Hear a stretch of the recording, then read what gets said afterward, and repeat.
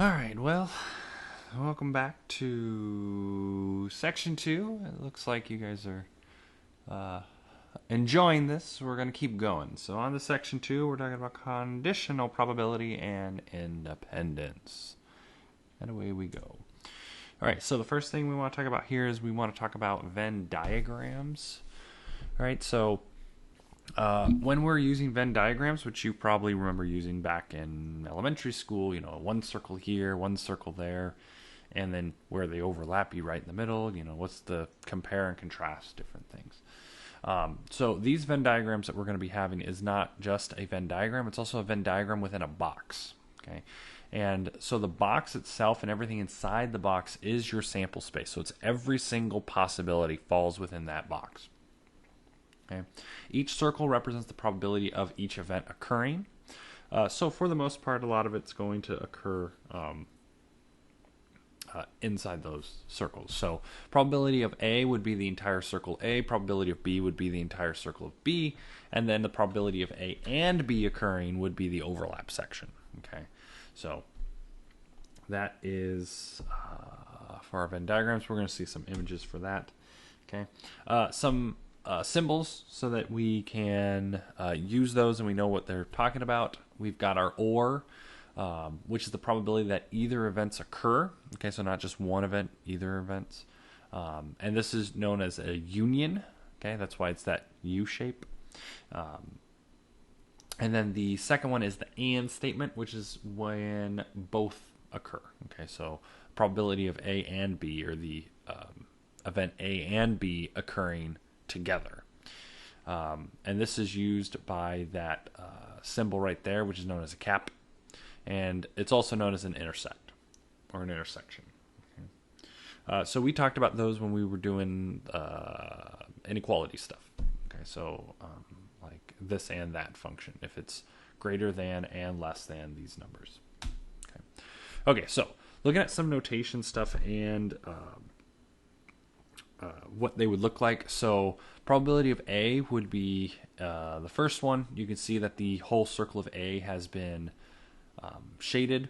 The probability of A or B occurring would be the second one, where the circles are. The probability of A and B occurring, okay, so we got the intersect there, it's just where they both cross. And the last ones, the other four there, are talking about if you're dealing with the complement of it, so the opposite. So the probability of anything but A occurring. That first one, the second one, is the probability of A occurring and not B.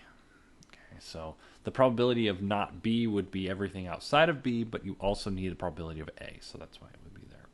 The second to last one is the probability of not A or the probability of B.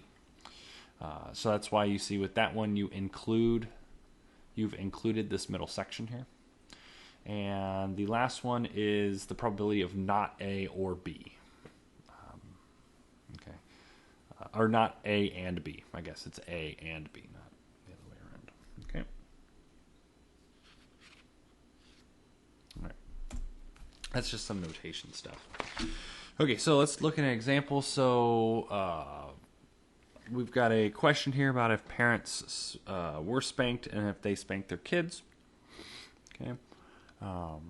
And so we have the probability of A occurring would be that the parent was spanked, and B, the second question is, do they spank their kids?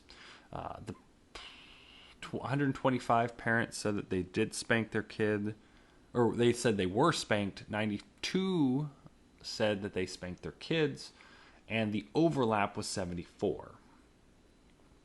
Okay. So for only A and only B, we would subtract the probability of A and B, because we would want to know, out of the 125 parents that were spanked, 74 of them spanked their kids. So we'd want to know how many of them did not spank their kids, which would be 51. And for B, 92 say that they spanked their kids, but out of those 92, 74 were also spanked. And so if we wanted to find what was the probability of just B occurring, we would have to subtract it out, making it only 18.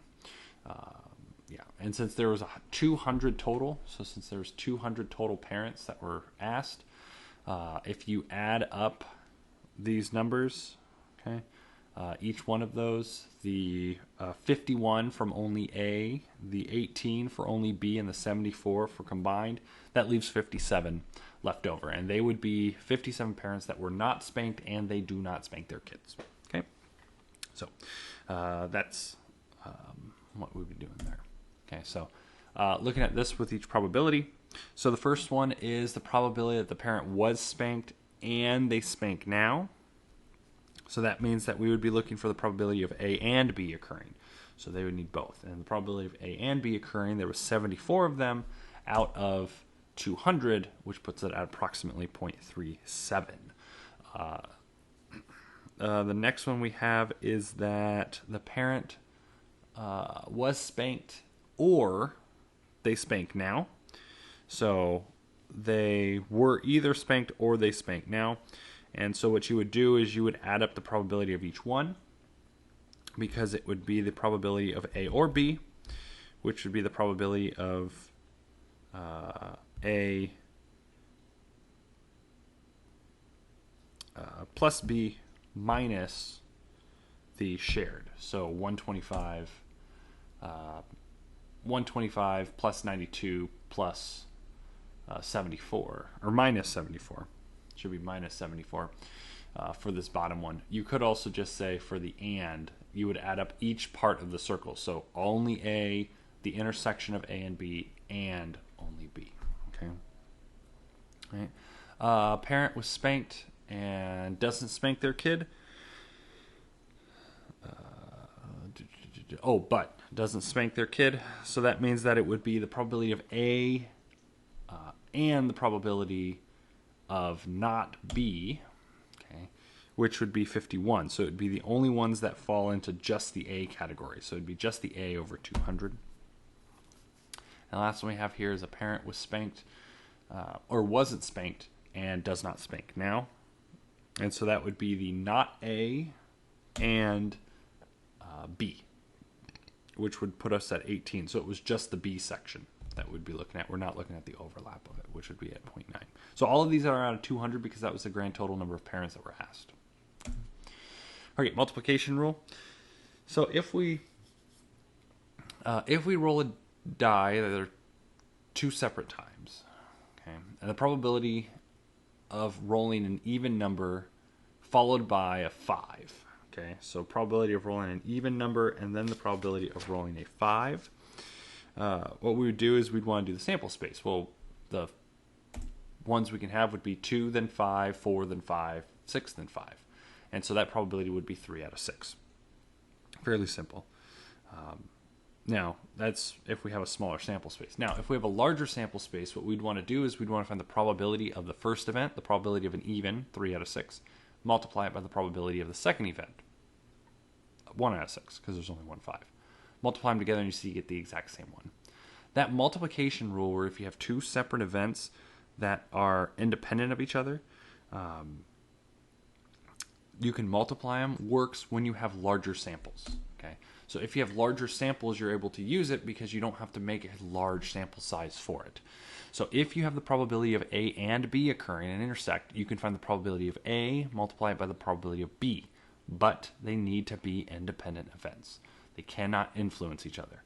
The effects of A occurring cannot change the probability of B occurring. This is usually used when we're dealing with removing of things, okay, and not replacing.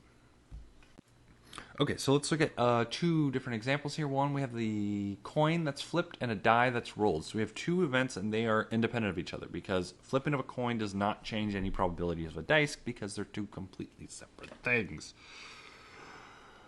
So, the probability of flipping a coin that lands a heads and then rolling a die that ends up as a 6. Well, the probability of flipping a heads would be 1 out of 2, and the probability of rolling a 6 would be 1 out of 6. So we would multiply those 1 over 2 times 1 over 6, which means it's a 1 out of 12 chance. So if we had a die and a coin, theoretically, if we did it 12 times, if we flipped the coin and rolled the die 12 times, one of them should come up as a heads and a 6. Now, experimentally, it might occur sooner, we might have it more often, it might not occur in the first 12. But theoretically, that's what would happen. Okay, the second one. So take a second, we can figure this one out. What is the probability that a couple will have 4 boys in a row? Assuming that the probability of having a boy or a girl is 50%. I hope you figured that one out. It's not that hard. It would be 1/2 to the 4th power, or 1/2 times 1/2 times 1/2 times 1/2, which is 1/16. So the chance that a couple would have 4 straight boys would be 1 out of 16. Okay. Also, the probability of them having 2 boys and a boy, girl, girl would also be 1 out of 16. But that's beside the point. Okay, moving on to dependent events or conditional probability. So this is one that we have 2 events that occur. The first one occurs and then the second one occur, and they are connected. Okay, so they have to be in that order, that A happens and then B happens. Okay, so the probability of one event happening is known after the second event has already occurred. So that line between A and B, so P, probability of A, and then that line B means given. So the probability of A given that B has occurred is how that is read. Okay. Now, conditional probability is found by essentially, these are the exact same ones. It's just, as you can see, depending on which event is first, either A or B. If the probability of A, given that B has occurred, you would do the probability of A and B occurring divided by the probability of B. So as you notice, it's that second letter that is going on the bottom. Okay. So the top is the same, probability of A and B occurring. So both events occurring, but you divide it by the probability of only the second event occurring. Okay. And that's how you're going to be able to find this conditional probability when what is the probability of something occurring if something else has already occurred. So dividing by the PB value. Okay. Since we know that B has already occurred, then the sample space has now changed from P of S, or all possibilities, down to only the possibilities of PB occurring. Okay, and the possibility of PA and PB occurring, both of them occurring at the same time, will be equal to or less than the probability of just PB occurring, because we have that situation. Okay.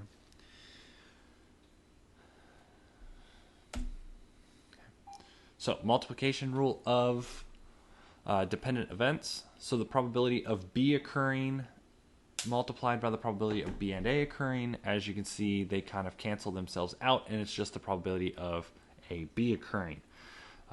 So the probability of B occurring while then followed by the probability of AB occurring would get you this setup, and that PB, those two cancel themselves out. So those cancel out, leaving you with just P and B. So the probability of B and the probability of A occurring, given that B has occurred, is the same as saying what's the probability of A and B occurring in the entire sample space. Yes, I know this is a little confusing. I'm sorry, but hopefully we have an example that we can kind of look through that. You have examples that you can run through and then see how they are done. Showing independence. So independent events would mean that A and B, the probability of A and B occurring is the same as the probability of A times the probability of B. That means that they are independent. There's no dependency on there. Okay. So now, if we're dealing with conditional probability that A and B occurring, we can see here we have the probability of A occurring given B. We have the probability of A and B over the probability of B, which we talked about earlier. that situation you can change if it is independent. That means that the probabilities cancel, that PB over PB cancel, leaving us with just the probability of A. So if an event is independent, what should happen is that the probability of A and B occurring, or the probability of A occurring given B, means that it should be the same as if it was the probability of just A. So B has no effect on it. That means they're independent because A has no effect on B and B has no effect on A. That shows independence. So that's why this would make sense. If you had A occurs given B is the same as if A just occurred by itself. That is independence. Yes. Confusing. All right. So an example, this is using the U.S. health statistics, compiled information, the background, fluff. All we have to know is that these are measured in millions. Okay, so we've got a table here with gender and circumstances when those injuries occurred. We want to know what's the probability. We want to see if they are, if female and home are independent of each other. So if it's female and home, so female given home is independent, it should equal the probability of just being female. So the probability of being female and home over the probability of being home. And so we'd go up here and we take these numbers, so female and home. So female home would be 11.6 right here. Okay, so that would be that top number, and the bottom would be the probability of home. So 11.6 over 21.4 down there. Second one is the probability of it being female. So we look at female. There are 25.8 million females that have had an accident, less than men. Makes sense. Men are stupid. We divide that by the grand total, which is 61.4.